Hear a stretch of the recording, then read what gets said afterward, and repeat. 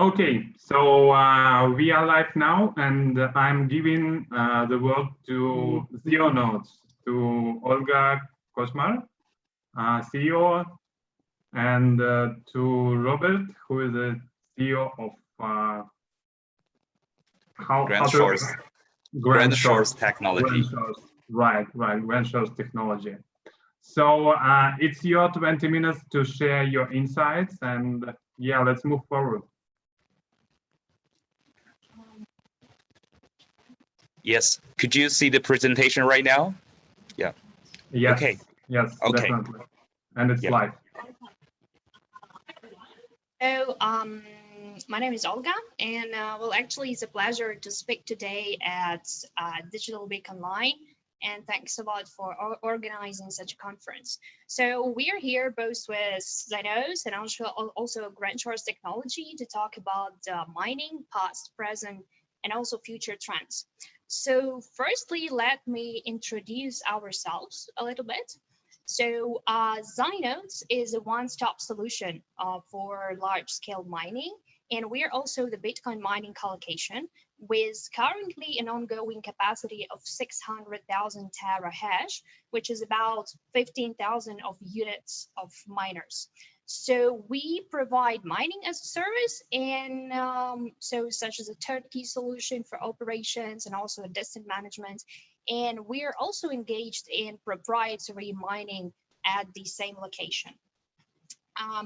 So let me also present a little bit my background in a few words. So I have ventured into mining space in 2016 while developing a business of Acronym system from China.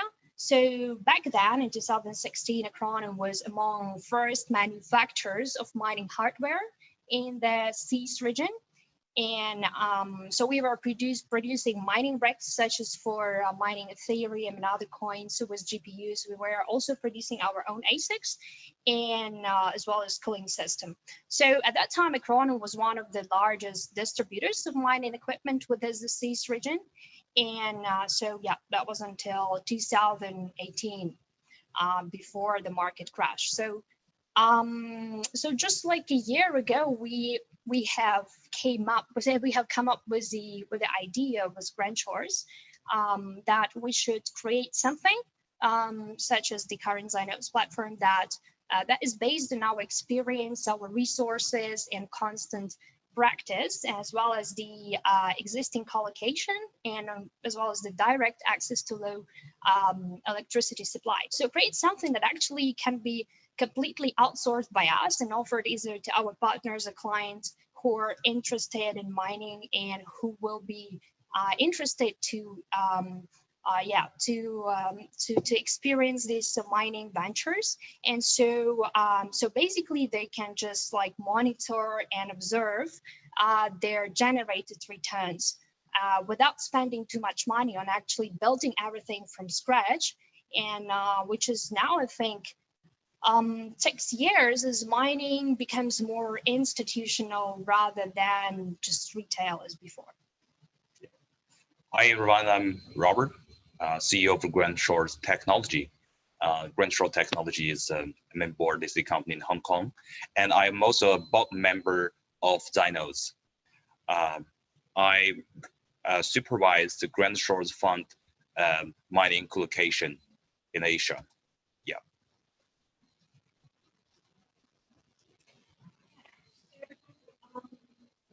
Actually, given the fast-traveling time with the bunch of inquiries that we have received in recent days from our clients and both partners, then today we would like to share some of the, I think, essential insights on the industry, and through this conversation discuss some of the major concerns that most of, say, miners have and those potential miners have, and talk also about the rationale behind some of the strategies that we choose.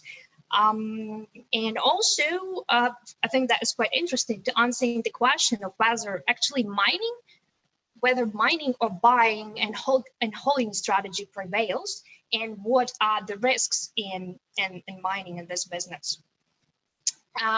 So as we all know that the network hash power keeps growing while mining equipment is actually depreciating itself. So if we analyze the historical data of the hash rates for the last, say, 4 years, so after each halving, right, then we will see how fast the growth is actually. So it's 0.28% compounded per day. And the recent year, so the last year, is 0.17% growth rate. So, so actually, well, yeah, back then in 2013, when we just started mining with all those CPUs and, well, even mining with laptops, then when the network power was actually low enough so we could mine more coins and we can still cover our expenses. And then, so afterwards, then in 2016, so we see that hash rate increased significantly up to 50 EH. And then now in May after halving, we have 90 EH. So, and actually, so you may see that all this data is presented from the statistics after post-halving period. So actually that means that the hash rate already dropped around 30%. So as it usually happens after halving. So, well, actually, I think that is quite interesting to see how all those miner generations, how they evolved and upgraded within last years. And I think what is core at that point is that we always need to find a calculated balance of the exponentially growing hash and depreciating hardware, so that we may still utilize our equipment for like up to 3 years for longer time, and we can actually pay back faster. So that is another interesting fact, actually, that Moore's law is actually also applicable in mining. And yeah, that is quite, I think, memorable. Like, we all remember that in 2017, when that was a year of hype. So actually, yeah, I remember just like every day I received like up to 50 actually emails of like different retail corporate clients who were willing to buy miners. And then actually at that time during the hype, almost everyone was still willing to pay up to $3,000 for S9. And because that was actually the most efficient miner at that time. So at this point, we can think just how rapid was the development of the industry with all actually those chipsets, of newest chipsets supplied to make the production more efficient. So back then S9 was one of the most like top buy ASICs, and it just actually took 2-3 years. It just were like 2-3 years ago, and now we see that after halving, almost all of these S9 miners, they actually just like thrown away as metal, for processing. So I think that's quite, yeah, that's quite significant. So so actually just within 2 years, so 14 to 2016, the industry itself has seen a significant improvement. So that is that is one of the questions through our conversation, whether we still want to buy and hold, and then we will be better off, and so we will it will be more profitable. Either we can mine Bitcoin. Yes, this is a very good question. Actually, as Olga has said, in the long term, the output of mining becomes smaller every day. Not every day, but every 4.5 years. And also it's very competitive market that our miners would be isolated in like 3 years or even 2 years. So why we still go for mining? I'm personally crazy for mining. I like mining, and the secret is hidden in the return curve. Let's see the return curve now. This is a return on holding BTC. This is comparison between holding BTC or holding ICE9 miner or ICE15 miner. We can see that with the increase of BTC price, the BTC assets value is growing at the same degree. And on the contrary, it's the same. When BTC price drop down, and then the BTC assets value drops at the same degree. But it's quite different for S9 and S15. That for the miners, they increase in the deposit value or the present value of the future cash inflows. Actually, the growth is smaller than the pace of BTC price growing. So on the contrary, it's the same. So what's the point? That is, it protects very good downside protection, especially when the market is stabilized in a not bull market, maybe bear market or stabilized market. And when you hold the best or the top tier miners, and when the Bitcoin's price drops down, and then others low specification miners shut down, and you miners keep on, and then that you can get more coins, and then that's offsets or hedge the downside risk. So let's show you some details, real case analysis. We can see that in 3 cases. And the first one is during the whole month between November to December 2018. If you go mining, you still remember this period of time. And that the Bitcoin's price within 1 month dropped nearly 50%, just like halving. But at the same time, the hash rate decreased around 30%. So the revenues overall was decreased indeed, but only decreased for around 27%. So it hedged the downside risk. And then, so we can survive by mining. And it becomes easier to mine Bitcoins. And when we hold Bitcoins for a period of time, and after the price goes up, and we enjoy the growth in the price and the growth in the BTC assets we held. And the second case would be the whole month between February to March this year. As we have known that there is a liquidity crisis in the financial market. And during that time, the BTC price decreased by around 32%.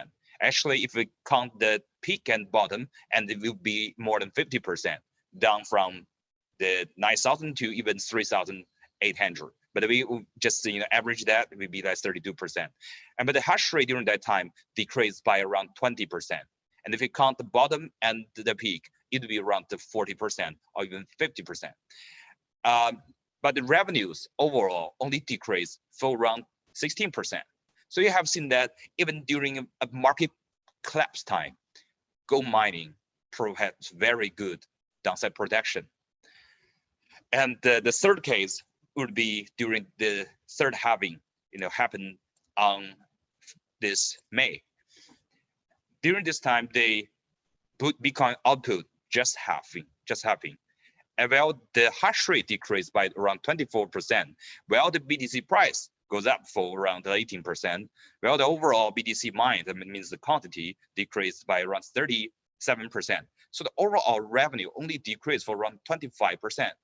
And also, because the halving and then the transactions, a lot of transactions delayed and the hash rate decreased, and then the transaction fee is up to around 20% of the total BTC mines. So that means going for mining protects very good downside protection. That's the magic power of mining. So if we look at the very long term, say like 10 years, definitely the best strategy is just hold Bitcoins, whatever price, and after 10 years, it'll be very great. But actually, we are anxious animals.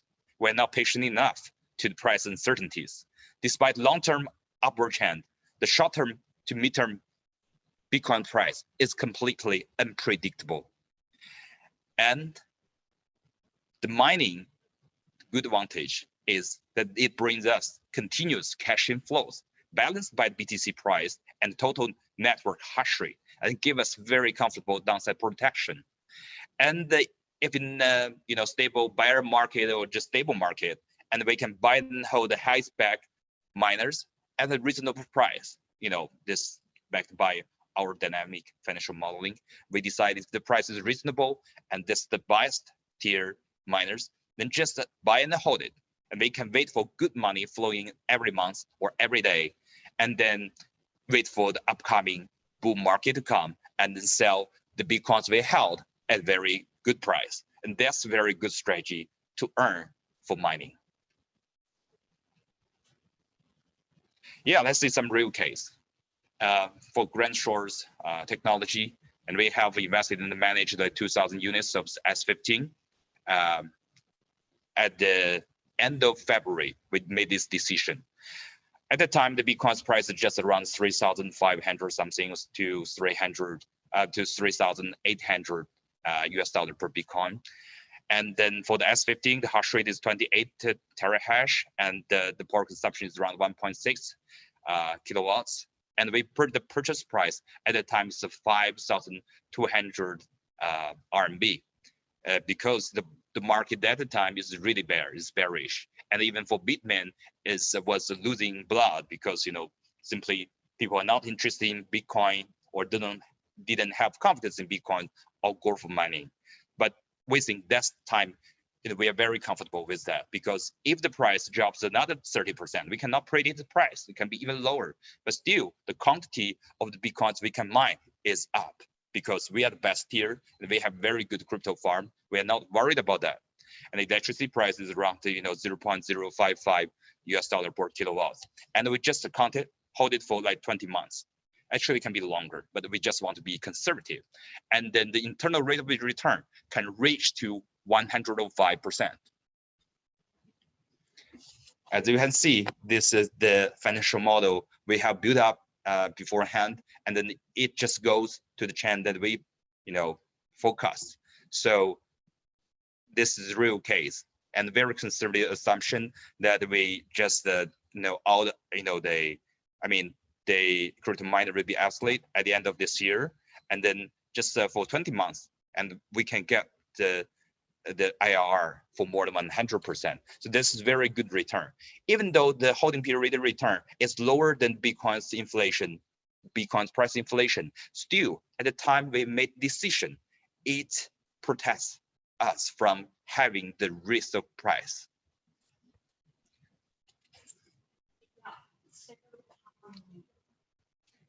To continue one of the questions that what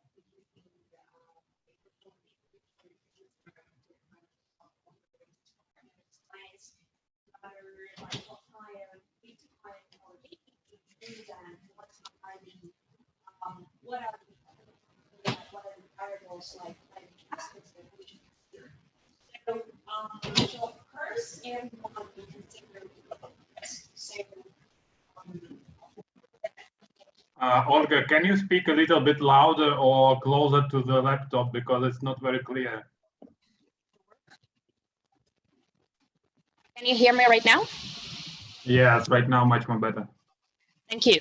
So so one of the questions that we are also frequently asked is that what kind of location, what kind of collocation is would be appropriate, and those what are the characteristics of a good location, and what are the aspects that we should consider.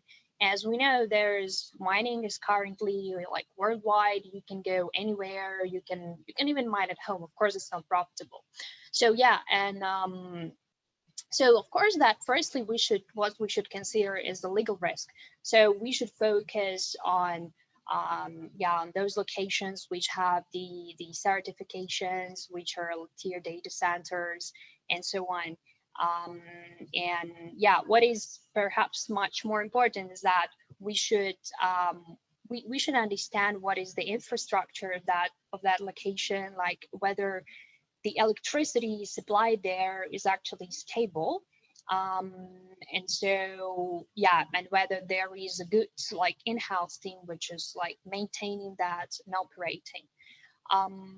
So yeah, what is also very important is that the more experience you have with managing those miners and maintaining the farm. So, well, I mean that you need to have the tracking record. So so you know actually how to deal with different situations, like for example, when you're yeah, when you invest or when you buy, then you know how to get cheaper miners, how to find the well, that is not connected to operator, but actually, yeah, we are trying to track that also.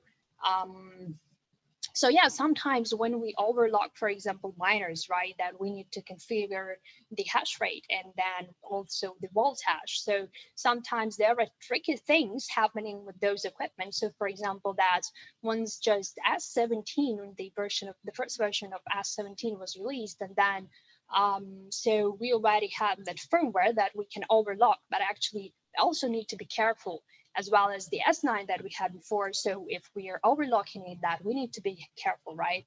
As yeah, so maintain that equipment in the proper way. So, and I think the most also important thing that we are usually asked about is about transparency and flexibility. So I think that the core problem of some of allocations, or yeah, some operators, that they are not enough transparent. So they're trying to outsource almost everything, and then basically some of yeah, some of miners, investors, they cannot get like full access, or like they cannot track it like 24 hours a day. So I think that is also quite important, that you know that it's generating profit, but you're still monitoring that, and you know what's going on inside in the location. You know what is going on with the with hash rate. Is it stable enough? What is the uptime, and so on. So yeah, that is also I think that is also quite interesting. Is yeah, so if we say like if we ask like what is the best time to start mining, what are the strategies that we can apply, that I would say that is actually more definitely is more about timing rather than strategies. But of course strategies are also important. So so currently, I think as for like after halving is definitely good time. Well, there are of course some even better times, but halving is still, yeah, a good one after halving, and then after halving period. And then I would say actually that now is we may see that currently this period is kind of a next level of mining, as there are much more technical tools as well as financial tools which are available now in the market. For example, we have all those loans, collaterals. So for example, if suddenly Bitcoin drops, or you cannot pay the electricity, right, you can still pledge that Bitcoin you mine, and then you can get a loan and you can pay your electricity. We also have the newly released products, derivative products in the form of hash rate futures. So I think that mining is kind of next level, and then we are now having so many different available options in the market that we can actually make our return more predictable than before. And also there are more tools to hedge the risk. So, so thanks everyone for listening. So I would like to move to questions and answers to the Q&A session. So yeah, we would be happy to answer. Thank you, Kevin. Hi. Yeah. Actually, we don't have any questions at this moment. So I suggest we can move to our next panel where you will also participate. So yeah, let me finish the live streaming of this keynote, and yeah, we can move to the next panel. Okay. Thank you for your presentation. Thank you, everyone. Very interesting.